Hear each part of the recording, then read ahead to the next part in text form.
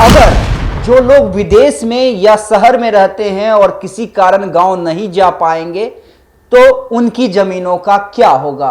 अगर किसी के पास पूरी तरह से उसके जमीन के कागजात मौजूद नहीं है तब क्या होगा। बिहार में राजस्व एवं भूमि सुधार विभाग भूमि सर्वेक्षण का काम करवाने जा रहा है। इसको लेकर लोगों के मन में खुशी है क्योंकि बिहार में आप आए दिन भूमि विवाद के मामले देखते होंगे जिसको लेकर लड़ाइयां भी होती हैं, जाने भी जाती हैं और सालों तक फैसला कोर्ट में पड़ा रहता है। सीओ और जो लोकल थाना प्रभारी होते हैं उनकी बाछें खिल उठती हैं क्योंकि इसमें पैसों का भी भारी खेल होता है। लेकिन अब इस भूमि सर्वेक्षण से लोग राहत की सांस ले रहे हैं। लेकिन 20 अगस्त से होने वाला भूमि सर्वेक्षण को लेकर लोगों के मन में कई सवाल भी हैं। सवाल ये कि अगर जो लोग विदेश में या शहर में रहते हैं और किसी कारण गांव नहीं जा पाएंगे तो उनकी जमीनों का क्या होगा।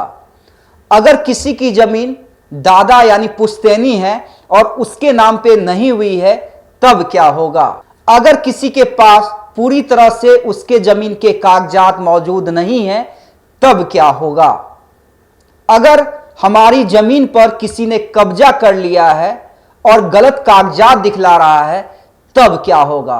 अगर इन सारे सवालों के जवाब आप जानना चाहते हैं तो अंत तक इस वीडियो को देखिएगा क्योंकि ये वीडियो सिर्फ आपके लिए है और आपकी जानकारी के लिए है। देखिए, जैसा कि हम सभी जानते हैं कि 20 अगस्त से राजस्व एवं भूमि सुधार विभाग भूमि सर्वेक्षण का काम करवाने जा रहा है।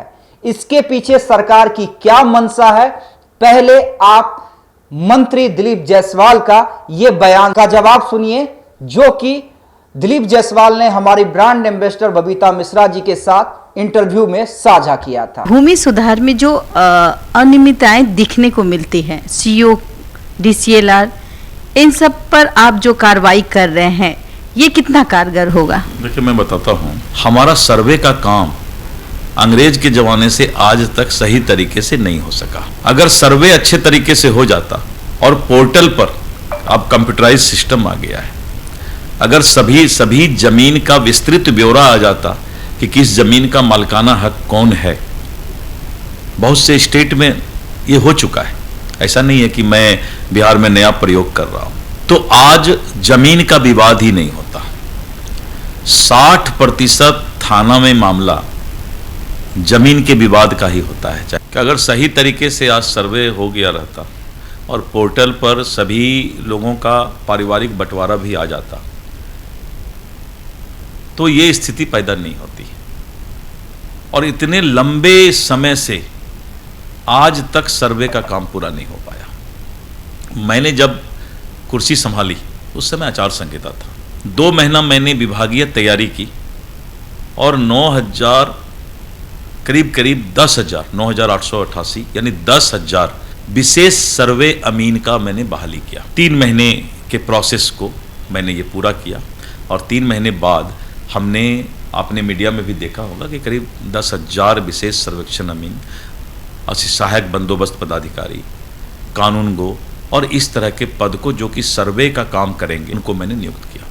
क्योंकि बिहार का सर्वे कराने के लिए कम से कम 15,000 सर्वेयर की जरूरत है, इतने बड़े बिहार में। तो इसके पहले भी कुछ बहाली हुआ था 1765 के आसपास। जब तक दिलीप जायसवाल राजस्व मंत्री है, हर दिन एक नया तरीका निकलेगा जिससे कि भ्रष्टाचार भी रुके और केस का निष्पादन भी हो। तो आपने सुना कि सरकार का, विभाग का मुख्य उद्देश्य क्या है।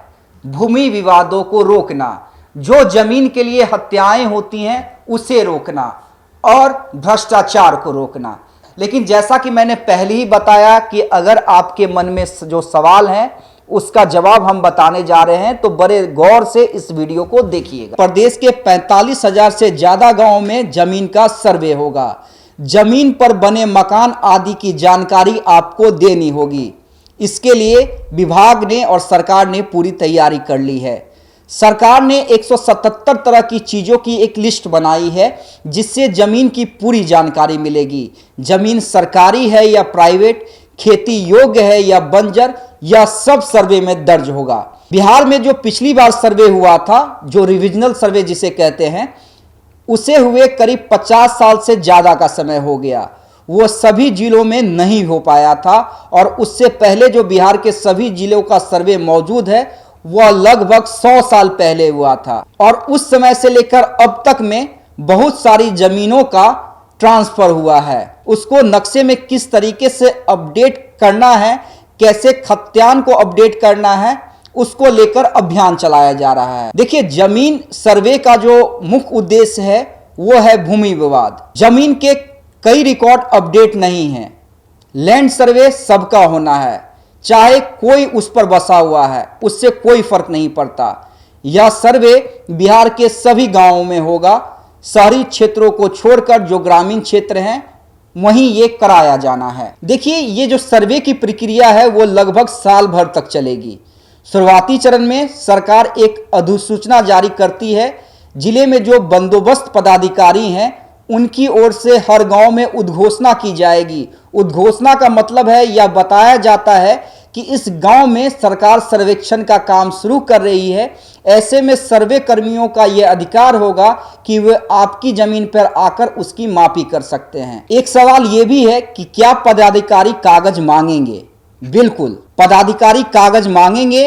वो संतुष्ट होने के लिए निश्चित रूप से आपसे चाहेंगे कि जिस जमीन पर आप हैं उससे संबंधित कोई कागजात आप दिखलाएं। आपको उसका मालिकाना हक कैसे मिला? वो हो सकता है कि आपकी खतियानी जमीन हो सकता है आपने जमीन खरीदी हो सकता है जमीन बंटवारे से मिली हो सकता है जमीन न्यायालय के आदेश से मिली हो। आपको सर्वे टीम को हर दस्तावेज और जानकारी देनी होगी। देखिए, एक और सवाल है जो आपके मन में है। सरकार जो सर्वे करवा रही है तो हो सकता है कि आपने कहीं जमीन पर ज्यादा दखल कर लिया हो, तो क्या उसे सरकार छीन लेगी? निश्चित रूप से। देखिए, अगर आपने अवैध रूप से जमीन पर दखल कर लिया है तो सरकार सर्वे के माध्यम से उसे ठीक कराना चाहेगी और अगर आप दस्तावेज उपलब्ध नहीं करवा पाते हैं तो निश्चित रूप से आपको वो जमीन छोड़नी पड़ेगी। देखिए, विभाग का लक्ष्य है कि एक साल में जो सर्वे का कार्यक्रम है वो पूरा हो जाए। प्रक्रिया लंबी है, इसमें 3 बार सुनवाई का अवसर दिया जाएगा। मतलब सरकार का यह भी उद्देश्य नहीं है कि सर्वे जल्दी से जल्दी करवा लिया जाए। आपको जमीन का कागजात दिखलाने का पूरा मौका मिलेगा। शुरुआती तौर पे मान लीजिए आपसे गलती भी हो गई तो अपील करने का प्रावधान है जो कि 3 बार है। बड़े ध्यान से सुनिएगा। अगर आप कागजात गलत दिखला जाते हैं या आपके पास कागजात नहीं हैं तो आप 3 बार अपील कर सकते हैं। ऑनलाइन अपील कर सकते हैं, ऑफलाइन अपील कर सकते हैं।